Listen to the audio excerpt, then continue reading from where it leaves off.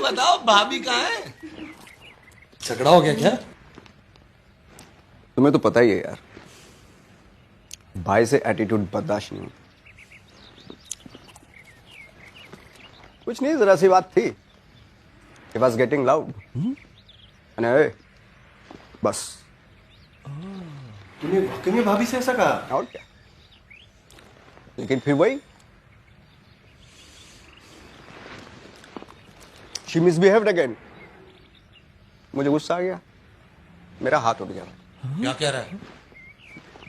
دھلائی کی. نہ کر. بھابھی السلام علیکم.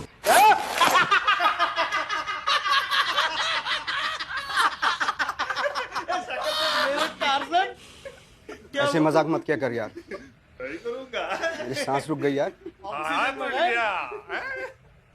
اب اس دھلائی کو کون مانے گا؟ اگر بہترین دھلائی چاہیے تو لے آئیں کین وڈ کی واشنگ مشین، جو اپنی جدید ٹیکنالوجی کے ساتھ کرے آپ کے کپڑوں کی